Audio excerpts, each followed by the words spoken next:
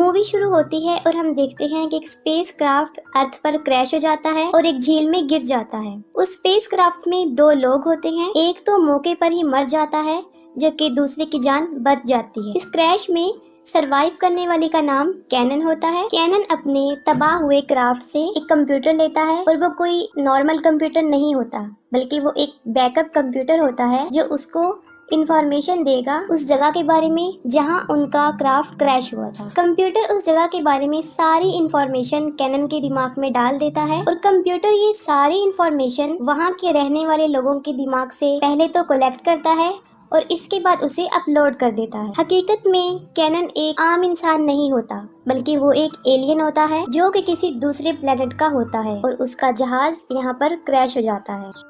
بہت ساری انفارمیشن کے ساتھ ساتھ کمپیوٹر اس کے مائنڈ میں اس جگہ کی لینگویج بھی اپلوڈ کر دیتا ہے۔ پھر وہ اپنا ہتھیار اٹھاتا ہے اور جنگل میں چلا جاتا ہے۔ جنگل میں جاتے ہوئے وہ ایک گاؤں میں چلا جاتا ہے جہاں سب کچھ تباہ و برباد ہو چکا ہوتا ہے۔ پھر اس کی نظر ایک چیز پر پڑتی ہے جو کسی جانور کے پنجے کا نشان ہوتا ہے اور اس نشان کو دیکھ کر یہ ظاہر ہو جاتا ہے کہ وہ زمین پر رہنے والے جانور کا نشان نہیں ہے۔ پھر اچانک سے کینن پر کوئی حملہ کرتا ہے۔ اس کی گن ایک ندی میں گر جاتی ہے اور وہ بھی فوراً بے ہوش ہو جاتا ہے۔ اس پر حملہ کرنے والا شخص کسی دوسرے گاؤں کا رہنے والا تھا۔ اس کا نام ولفرک تھا۔ وہ دور حقیقت میں آئرن ایج کا ہوتا ہے اور آئرن ایج میں لوگ گاؤں اور قبیلوں کی صورت میں رہتے تھے اور وہ لوگ اکثر ایک دوسرے پر حملہ کرتے تھے جو کہ ایک عام بات تھی۔ ولفرک نے کینن کو باندھا ہوتا ہے اور وہ اسے اپنے گاؤں لے آتا ہے کیونکہ وہ گاؤں کے برباد ہونے کا ذمہ دار کینن کو سمجھتا ہے۔ وہ سمجھتا ہے کہ گاؤں کی اتنی بری حالت اس کی وجہ سے ہوئی ہے۔ اس قبیلے کا کنگ جس کا نام رتگور ہوتا ہے، اس کی ایک بیٹی ہوتی ہے جس کا نام فریا ہوتا ہے اور ولفرک اسی بادشاہ کا نیفیو ہوتا ہے اور اگلا کنگ ولفرک ہی تھا۔ بادشاہ اپنی بیٹی فریا کی شادی ولفرک کے ساتھ کروانا چاہتا تھا لیکن فریا اس کے لیے ایگری نہیں ہوتی کیونکہ ولفرک کے فادر ایک بہت ظالم اور جھگڑیالو انسان تھے اور اپنی بے وقوفی کی وجہ سے انہوں نے ایک جنگ میں اپنی جان گنوا دی۔ اس لیے فریا کو یہ لگتا تھا کہ ولفرک بھی اپنے باپ کی طرح ظالم ہوگا۔ جو تباہ ہوا گاؤں ہمیں دکھایا جاتا ہے وہ گنر نامی ایک شخص کا ہوتا ہے۔ ایک وقت تھا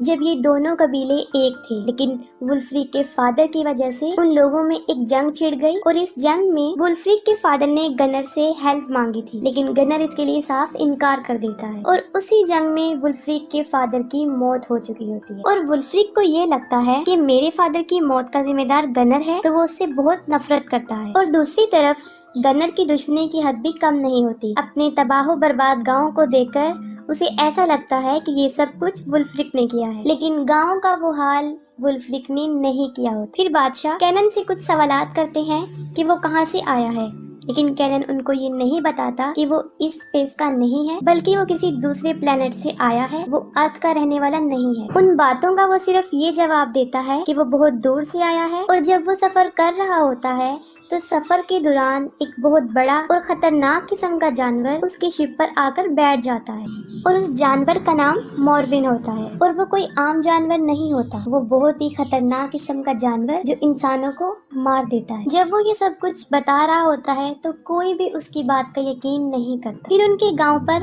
حملہ ہوتا ہے اور یہ حملہ مورون نے کیا ہوتا ہے۔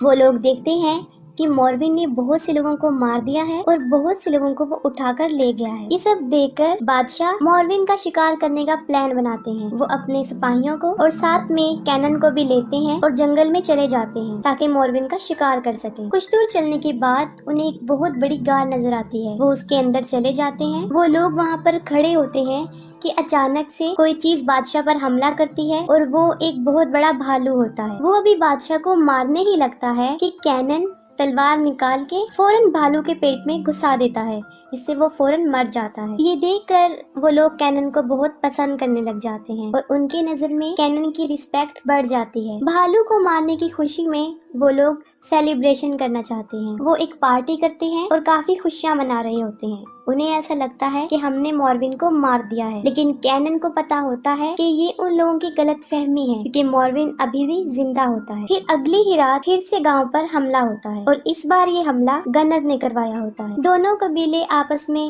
بہت زیادہ لڑتے ہیں اور اس جنگ میں بہت سے لوگوں کی जान चली जाती है। गनर की टीम हार जाती है और गनर और उसके सारे सिपाही उस जगह को छोड़ने का फैसला करते हैं और जंगल में चले जाते हैं। जब वो लोग जंगल में होते हैं तो मॉर्विन उन पर अटैक कर देता है और गनर के सिपाहियों की मौत हो जाती है। फिर गनर भी मॉर्विन को देख लेता है और फौरन वुल्फ्रिक के गांव की तरफ भाग जाता है। फिर वो लोग भी मॉर्विन को अपनी तरफ आते हुए देखते हैं। तब उन्हें यकीन हो जाता है कि वो कोई भालू नहीं है। ये सब देखकर बादशाह बहुत परेशान होता है। वो कैनन से हेल्प मांगता है कि इसको कैसे खत्म किया जाए। इसके जवाब में कैनन उन्हें आइडिया देता है कि हम उसे पकड़ने के लिए एक बहुत बड़ा जाल बिछाएंगे। जंगल के बिल्कुल बीच में वो लोग एक बहुत बड़ा घड़ा खोदते हैं। फिर उस घड़े को तेल से भर दिया जाता है और उसके ऊपर लकड़ियाँ, घास फूस और झाड़ियाँ रख देते हैं और अपने भागने का पूरा इंतजाम कर लेते हैं कि अगर मॉर्विन उन पर हमला करेगा तो वो इसमें गिर जाएगा और वो लोग आसानी से अपनी जान बचा के वहाँ से भाग जाएंगे। ये सब कुछ करके वो लोग काफी खुश हो जाते हैं। फिर कैनन अपनी स्टोरी फ्रिया को बताता है। वो बताता है कि जिस प्लेनेट से मैं आया हूँ वहाँ पर काफी एडवांस टेक्नोलॉजी का इस्तेमाल किया जाता था और हम लोग काफी एडवांस हैं और वो लोग हाई टेक्नोलॉजी के मालिक थे। वो बाकी प्लैनेट्स पर भी अपनी तरह के लोगों की दुनिया आबाद करना चाहते हैं। फिर वो प्लैनेट की तलाश करते हैं। उन्हें एक प्लैनेट मिलता है लेकिन वो प्लैनेट्स मॉर्विन का होता है। वहाँ पर सिर्फ मॉर्विन ही आबाद थे। मॉर्विन साइज में बहुत बड़े और काफी खतरनाक जानवर होते हैं लेकिन वो किसी इंसान को नुकसान नहीं पहुँचाते थे क्योंकि वो घास खाने वाले होते थे और वो लोग यहाँ पर अपनी जिंदगी गुजार रहे होते हैं। उन्हें बाकी प्लैनेट्स पर भी जिंदगी गुजारनी थी, इसलिए वो उन मॉर्गन को मारने का फैसला करते हैं। वो मॉर्विन को एक नॉर्मल जानवर समझते थे। उन्होंने इसे खतरे से खाली समझा। फिर वो लोग मॉर्विन के प्लेनेट पर हमला कर देते हैं। वो उन पर आग के गोले फेंकते हैं और इसमें सारे मॉर्गन मर जाते हैं। वो प्लेनेट मॉर्गन से साफ हो जाता है और अपने जैसे लोगों की एक दुनिया वहाँ पर आबाद कर देते हैं और इस प्लेनेट पर कैनन की फैमिली भी रहना शुरू हो जाती है। कैनन को अपने मिशन के लिए उस प्लेनेट को छोड़कर जाना था। सब इस बात से अनजान थे कि अभी भी एक मॉर्विन जिंदा है। जैसे ही कैनन का शिप और बाकी शिप वहाँ से उड़ते हैं, मॉर्विन उस प्लेनेट पर हमला कर देता है क्योंकि उस मॉर्विन को अपने प्लेनेट खो जाने और अपने साथियों की मौत का बहुत गुस्सा होता है और वो अपना रिवेंज लेना चाहता है। वो सब लोगों को मार देता है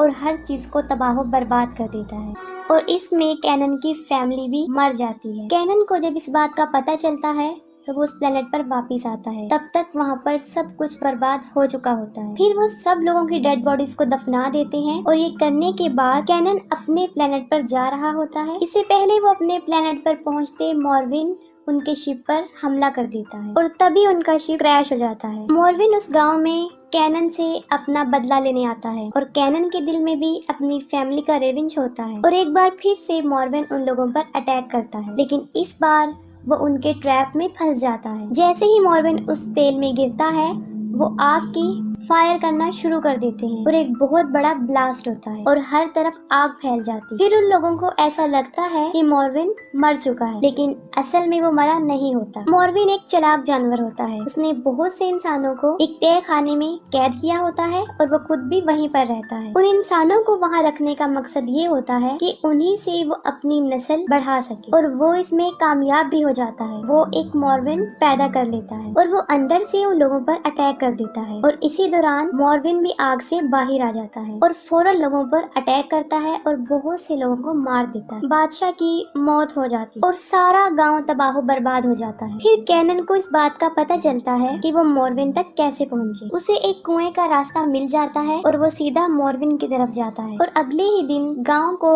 तबाह बर्बाद देखकर लोग वहाँ से चले जाते हैं लेकिन वुल्फ्रिक, उसके सिपाही और कैनन मॉर्विन को मारने का फैसला करते हैं। फिर कैनन उन्हें बताता है कि मॉर्विन एक बहुत ही पावरफुल जानवर है, उसके ऊपर ये आम तलवारें असर नहीं करेंगी। फिर कैनन अपने शिप की तरफ जाता है और वहाँ से बहुत ज्यादा लोहा लेकर आता है। फिर वो उस लोहे से बहुत मजबूत हथियार बनाते हैं जिससे मॉर्विन को मारा जा सके। फिर वो सब लोग कुएं में उतर जाते हैं। फिर वो लोग देखते हैं कि उस जगह पर मॉर्विन ने बहुत से लोगों को जमा किया होता है और उन लोगों से अपने जैसे मॉर्विन पैदा करवा रहा था। फिर नीचे से अचानक एक मॉर्विन आता है और उन लोगों पर हमला कर देता है, लेकिन फ्रिया उस मॉर्विन को मारने में कामयाब हो जाती है। अब सिर्फ असली मॉर्विन रह जाता है। वो लोग कुएं से बाहर आ जाते हैं और असल मॉर्विन उन लोगों पर अटैक कर देता है, जिससे वुल्फ्रिक की मौत हो जाती है। फिर बिल आखिर कैनन और मॉर्विन एक दूसरे के सामने आ जाते हैं। कैनन मॉर्विन का हाथ काट देता है और उसे पहाड़ से नीचे फेंक देता है। फिर मॉर्विन मर जाता है और कैनन वहाँ का किंग बन जाता है। फिर हम देखते हैं कि कैनन का ट्रेसिंग डिवाइस एक्टिव हो चुका होता है और उसके स्पेस वाले अर्थ वाले साथी उसे लेने आ रहे होते हैं। फिर कैनन सोचता है